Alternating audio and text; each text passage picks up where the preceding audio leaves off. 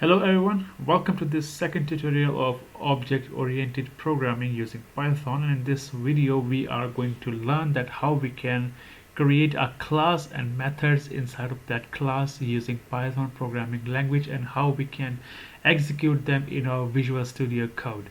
So this is I have created a file named class.py using my Visual Studio Code. This is my VS Code, and here I will create a class, and inside of that class I will place a method, and using that method I will try to print several different outputs to understand the working of class and uh, functions and methods.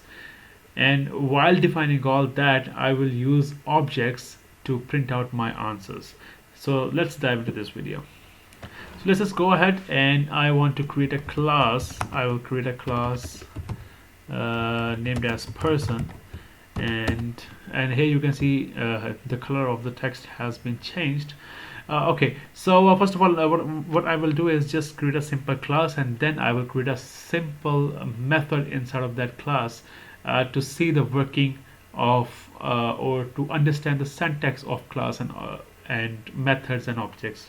Okay, so inside of this class, what I will do, I'll just go ahead and I will write define, and I'll create a simple function like we used to create in our procedural programming.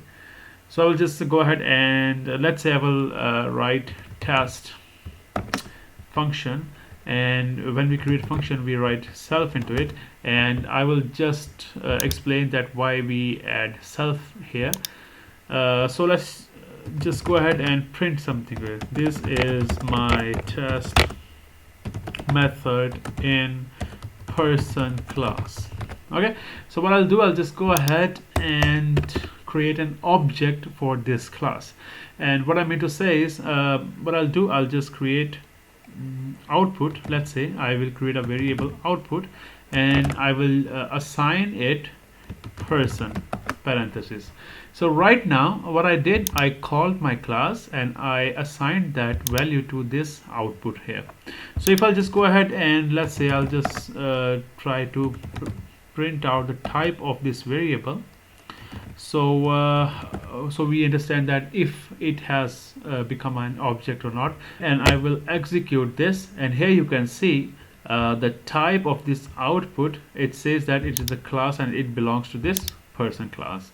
So here we can see that our output has become an object of this person class. Okay, so what I'll do, I'll just go ahead and comment this out because we don't need it anymore. What I want to do is after creating this object, I want to let's say I want to print out this value, this statement right here. So in order to print out this, I have to call my method this. So if I'll just go ahead and I will write print test, if I'll just go ahead and let's say if I remove this print, you can see it's giving me an error because the program actually finding it hard to understand that where this test came from. It's not a global function, right? It is present inside of this class. Okay, so if we go outside of this class and we call this function, obviously it's going to show us some error, right?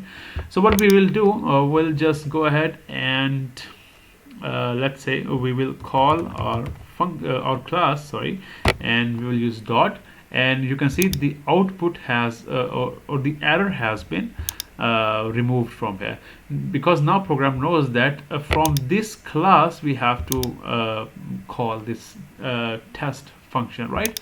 So what we will do is we will give it the value of this object. We want to print out this, so what I'll do, I'll just go ahead and give it to this function. Now you can see that this is what you are giving to this function. So this is the attribute that you are giving to this test function inside of this class.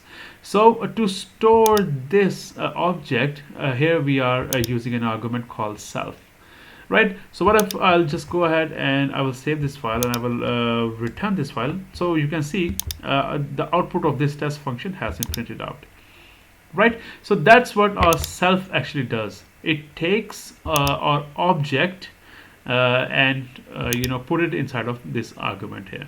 So let's just go ahead. I mean, we honestly will not see much of this statement in our coding. What we are going to say is it's gonna be like output dot test, right? So what we are doing is we are using an object that we just created, and inside of this object you can see this object actually contains our class, right?